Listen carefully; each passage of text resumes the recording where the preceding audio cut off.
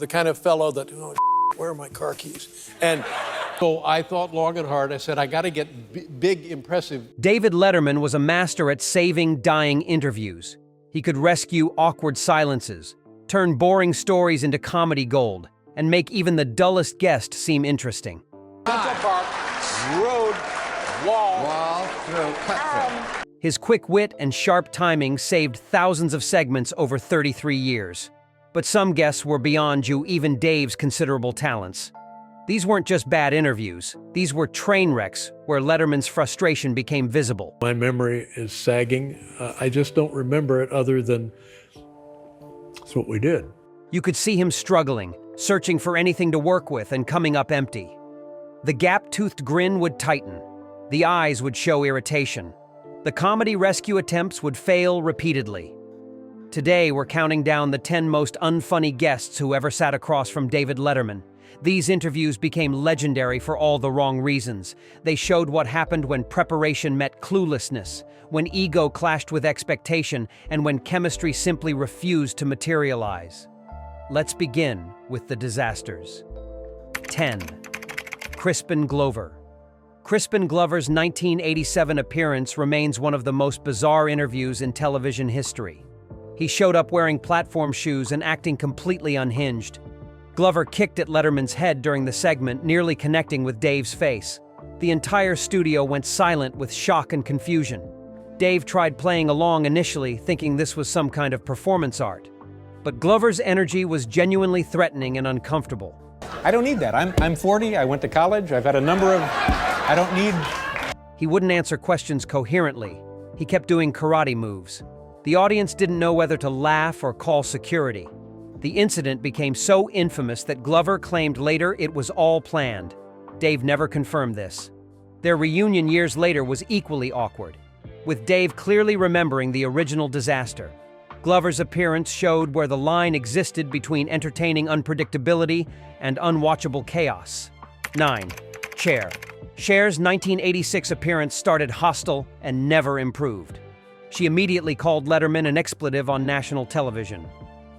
Dave tried laughing it off, but Cher wasn't joking. She seemed genuinely angry about previous comments Dave had made about her. The tension was thick and uncomfortable. Dave attempted steering toward normal interview territory. Cher refused to cooperate. Every question got short, dismissive answers. No, wait a minute, I'm not finished. I just want to tell you something.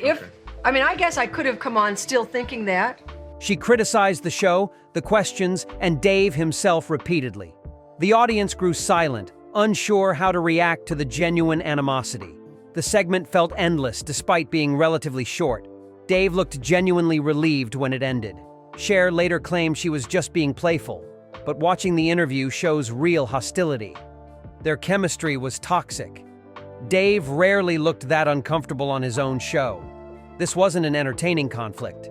It was just unpleasant television that left everyone feeling awkward. 8. Joaquin Phoenix. Joaquin Phoenix's 2009 appearance left everyone confused and uncomfortable. He showed up looking disheveled with a huge beard, claiming he was retiring from acting to become a rapper. Dave tried engaging, but Phoenix mumbled incoherently and refused to make eye contact. It's just a little joke.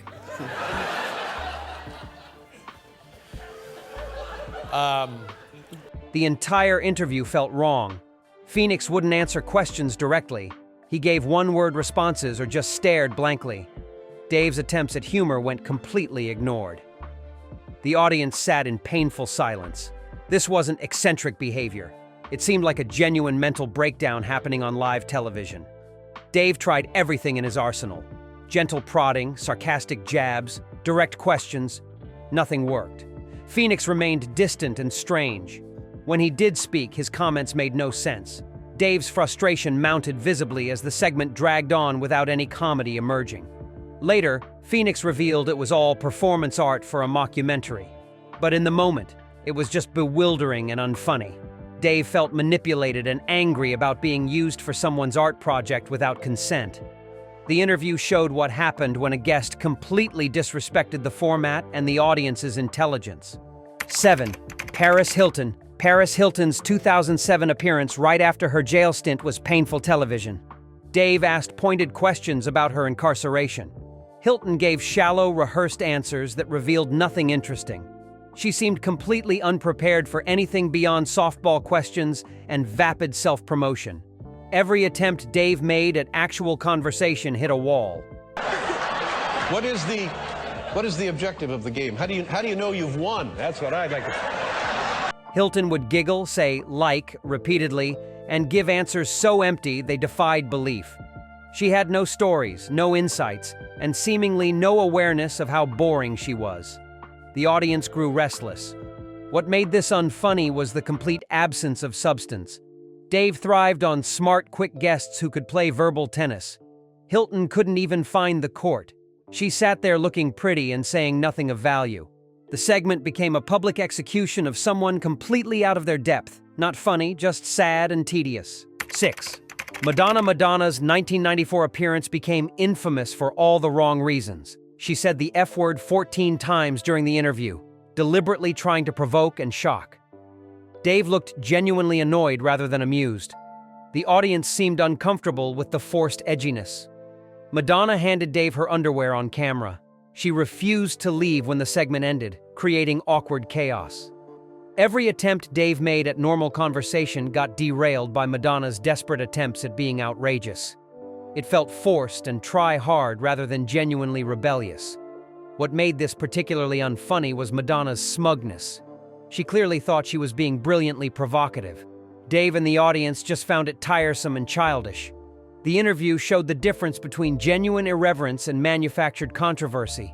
Madonna mistook attention for entertainment, leaving everyone exhausted rather than amused. 5. Andy Kaufman. Andy Kaufman's appearances divided audiences sharply.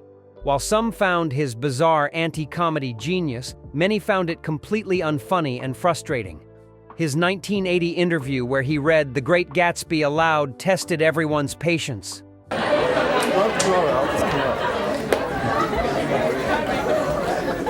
Dave tried stopping him.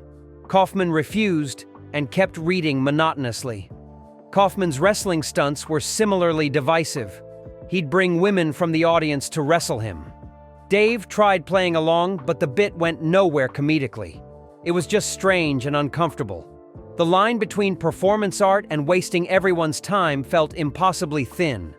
While Kaufman's legacy includes genius moments, his Letterman appearances are often missed completely. Dave appreciated weirdness when it served comedy. Kaufman's weirdness often served only itself. The interviews became famous for being difficult and unfunny rather than brilliantly subversive. Intention doesn't guarantee entertainment, and Kaufman proved that repeatedly. 4. Farrah Fawcett's 1997 appearance remains one of the most concerning interviews ever broadcast. She seemed completely disoriented and unable to follow simple questions. Dave tried maintaining professionalism, but Fawcett's behavior suggested something was seriously wrong. Of people. Well, that's New York. People who love me. It's so sweet and The audience grew quiet with worry. What made this unfunny was the obvious concern that Fawcett needed help rather than a television platform. Dave looked genuinely worried beneath his professional demeanor. The comedy attempts died immediately because everyone sensed something deeply wrong. This wasn't eccentric behavior. It looked like a medical emergency. The segment felt exploitative in retrospect. Fawcett clearly wasn't in condition to do television. Someone should have stopped the interview before it aired. Instead, it became a sad spectacle of someone struggling publicly. Dave handled it as professionally as possible, but no amount of skill could make this train wreck entertaining or appropriate. 3. Korine Harmony. Korine's 1997 appearance went from weird to unwatchable quickly. The young director showed up acting strangely and making no sense. He told rambling stories about wrestling in his backyard. Dave tried finding comedy in the chaos. Korine just kept getting stranger. Korine started doing cartwheels during commercial breaks and wouldn't stop when cameras returned. Well, and you got these special pants made too, and Oh yeah, you gotta have the special pants. He made inappropriate comments that crossed lines. Dave's patience wore visibly thin. The interview devolved into Dave trying to maintain control while Korine created chaos without any comedic purpose. Dave eventually banned Korine from the show permanently after he allegedly went through Meryl Marco's purse backstage. The interview showed where Dave drew lines. Weirdness was welcome. Disrespectful, purposeless chaos was not. Korine mistook being difficult for being interesting, and Dave saw right through it immediately. 2. Naomi Campbell. Naomi Campbell's appearances were legendarily awful for their complete lack of content. She would give 1- or 2-word answers to every question. Dave tried everything to draw her out. Campbell remained impossibly closed off and uninterested. The silences grew painful. Dave asked about modeling. Campbell said, "Yeah," and nothing else. He asked about travel. Same response. Every attempted conversation topic hit a wall of disinterest. Campbell seemed to view the interview as an obligation she resented. Her body language screamed that she'd rather be anywhere else. What made this particularly unfunny was Campbell's apparent contempt for the entire process. She didn't even try. Dave's frustration became comedy itself as he made jokes about how difficult she was making everything. But even that only carried so far. Eventually, it was just awkward. The interviews highlighted how much talk shows depend on guests' willingness to participate. Dave could rescue many situations, but not complete unwillingness to engage. Campbell turned simple promotion into painful television. Dave later joked about her appearances being disasters, making comedy from the meta situation rather than anything that happened during actual interviews. 1. Shirley MacLaine. Shirley MacLaine takes the top spot for multiple disastrous appearances where she seemed genuinely angry at Letterman. She would snap at his questions, criticize his interview style, and create hostile tension that killed all comedy. Dave tried diffusing with humor. Pillows for him. Pillows, we get the pillows right here. Paul, we're going to need music, I have a feeling. MacLaine wouldn't budge from her antagonistic stance. During one infamous 1987 appearance, MacLaine called Dave testy and complained constantly. Dave pushed back, creating genuinely uncomfortable exchanges. The audience didn't know whether to laugh or cringe. MacLaine seemed personally offended by Dave's comedic approach and refused to play along. Dave later admitted MacLaine appearances were among his least favorite experiences. The chemistry was toxic. She wanted serious conversation. Dave wanted entertainment. Neither would compromise. The result was combative television that served nobody. MacLaine's appearances became case studies in how not to do talk shows, showing what happened when egos clashed without any humor emerging. These interviews proved even Letterman's genius had limits. Some guests brought nothing. Others brought hostility. A few brought chaos without comedy. Dave could rescue most situations, but not complete unwillingness to engage or respect the format. The disasters revealed what Dave valued most: intelligence, preparation, and willingness to play. Without those elements, even the greatest host couldn't create entertainment. What's the worst late-night interview you've ever witnessed? Drop your thoughts below and subscribe for more stories about television's most memorable disasters.